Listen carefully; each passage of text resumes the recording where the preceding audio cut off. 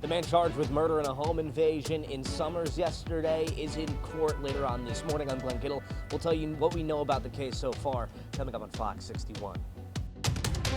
Almost a week after a heavy storm in New Haven caused this much damage to Lighthouse Point Park, the city and state are now looking at disaster relief funding for this historic area. I'm Jamel Johnson. Up next, what still needs to be repaired, what's the timeline, and how much will it cost?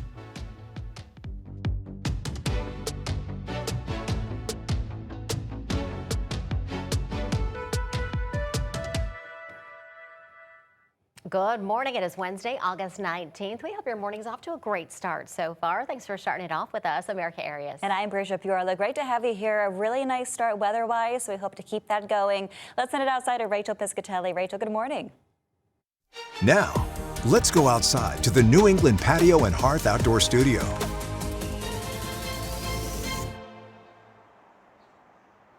Good morning. It is a nice start to our morning here and our nice start to our Wednesday. A little less cloud coverage than yesterday morning at this time. And while it is still a bit muggy in spots, it's certainly not as bad as this time yesterday. And we are expecting some improvements over time today. Looking at our current numbers across the state, temperatures starting off in the 60s to near 70. In northwestern Connecticut towards about Torrington and New Milford, starting off in the lower 60s. And that's where the humidity is a little bit lower than elsewhere across the state. Still hanging on to the 70-degree mark in Willimantic as well as in Norwich, 70 degrees here in the capital. So taking a look where that humidity is still elevated this morning, you can certainly see that as you look to the eastern half of the state as well as central areas over time today where that more comfortable stuff is, like in Danbury as well as in New Milford. That'll overspread the state. So we are expecting less humid conditions over time, although the warmth sticks around with a lot of sunshine today. Temperatures move into the mid to upper 80s this afternoon into tonight. Temperatures dropping back into the 70s. A bit muggy to start tomorrow morning. Tomorrow afternoon, we will have a little bit of sunshine making way to cloud coverage for the second part of the day. That also comes with a rising chance for some rain for the back half of the day as well. So taking a look at that rain chance for tomorrow, you'll see that gradually start to increase right around that evening commute. And we'll see some rounds of rain, pockets of more steady rain located along the I-95 corridor towards the evening. So that evening commute may be a bit tricky over time. Into our Friday, though, better conditions build in. We'll talk more about that and your weekend forecast coming up in my full forecast in about 15 minutes. Checking in with the roads this morning now. As we look to them, we are overall a quiet start. A lot of the road work starting to wrap up here in the 6 o'clock hour. We have some local road work here over towards the I-91 corridor in the Meriden area as well as Wallingford. Not standard, but hasn't wrapped up yet for the morning commute. Your drive through Fairfield now, Bridgeport into Fairfield is around 9 minutes there, and Trumbull into Westport is around 16 on the Merritt. So that seems to be a smooth commute. Elsewhere across the state, Rocky Hill as well as Berlin on Route 9 looks okay. New Haven and Fairfield, not too bad as of now. Over to you. Rachel, thanks so much. 6:03 right now.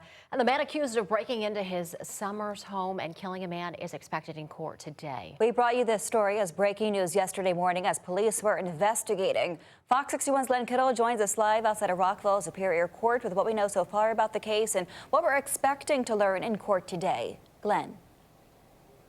Good morning, Bridget. Erica, 33-year-old Joshua Freitag is charged with murder, home invasion, and risk of injury to a minor in this case. When we first brought to you this story yesterday morning as breaking news, police flooded the scene of 324 South Road as police were scouring, looking for evidence of what happened there that morning. Now, investigators say that Freitag broke into the home here on South Road and shot a man inside.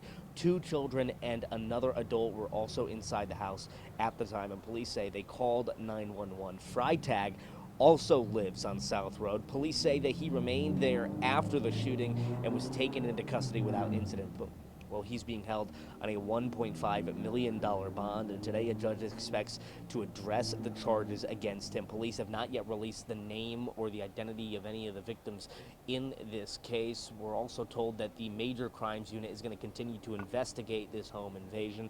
We'll continue to bring you the updates on the investigation as well as what happens inside the courtroom later on today. But for right now, live in Rockville, Glenn Kittle, Fox 61. I'll send it back to you. All right, Glenn, thanks so much for the update. We'll check back for sure.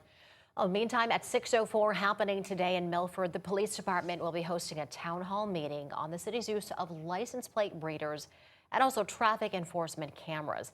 The city is facing major pushback over privacy concerns. At a meeting earlier this month, people lined up to object to the flock cameras. The public is invited to the meeting. It's set to run from 6 p.m. to 9 p.m. It's going to be at the Milford Police Department. New Haven continues the cleanup of Lighthouse Point Park after last Thursday's damaging storm. Yesterday, Governor Ned Lamont met with city leaders to take a look at what state and federal aid could be made available. Fox 61's Jamal Johnson is in New Haven with a look at the timeline of those repairs. Less than a week after a storm destroyed parts of Lighthouse Point Park, efforts to rebuild have only ramped up. The park is now in much better shape than it was on Thursday, but there's still ample work to do. Preserve this, but also build it so that this doesn't have to happen again. A place with so many memories over the last 100 years now stands as a shell of its former self. Lighthouse Point Park's carousel house went from main attraction to main point of concern for city engineer Giovanni Zinn. Has this ever happened before? You have 110 No. years. It's odd. I mean, Irene and Sandy, we obviously saw water, we saw a lot of wind. This has weathered a lot of big storms, but you know, a little no-name thunderstorm developed this downdraft and did a real number to the building. Zinn says with the building being built in 1916, one of the challenges is that much of it wasn't up to today's engineering standards. Right now, it's in an even more vulnerable state, and over the last week, the building was shored and stabilized to prevent future wind gusts from completely knocking it down. It's not going to fall down the second there's a thunderstorm that comes through. However, it's not an occupiable state and all of that, so now we have to figure out how to get from kind of a stabilized building to a building that can go back to being used by the public. The building housed events ranging from family reunions to anniversary parties and weddings. Mayor Justin Elliker says they've had to cancel 11 weddings so far, along with 25 other events. You can imagine for people that have been planning this special day for months and months, maybe even more than a year, it's really tragic. My wife's parents had their 50th anniversary party in the Carousel building. I mean, everyone in New Haven has some special memory about the Carousel building or Lighthouse Point. So. As far as the rest of the park, most of the trees that were knocked down have been cleaned up and chipped. The park lost more than 90 trees, with 70 more that need additional pruning. It's going to take us a lot to rebuild. We're talking about millions of dollars, not hundreds of thousands of dollars to rebuild. Governor Lamont says the next step is to look at disaster relief funding like FEMA. So we're trying to accumulate this as best we can, get down to FEMA. If it's a big number, we'll get FEMA reimbursement. I mean, this thing has survived for 110 years. 110 years of hurricanes, generally worried about flooding, as you said, Justin. It's a big rebuild job, but something is happening where after 110 years, we see something we've never seen before. Mayor Elliker says the city is looking at gradually opening up sections of the park, while areas like the carousel that need a little bit more work done will stay closed. In New Haven, Jamal Johnson, Fox 61. Jamal, thank you. 6:08 right now and happening today. New Haven police will give an update on the shooting death of a man from 2 years ago. They arrested 17-year-old Thaddeus Lowry, and he's going to be tried as an adult. In December of 2024, investigators say he and another man approached Christopher Santana on George Street, shot him, and then ran away. Detectives also say that Lowry killed Santana while also committing or trying to commit another crime.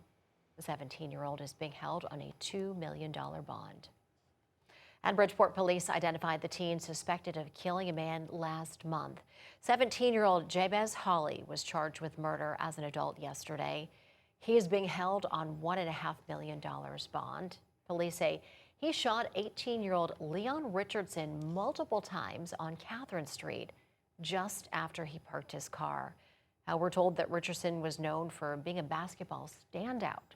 Hawley turned himself in last Friday.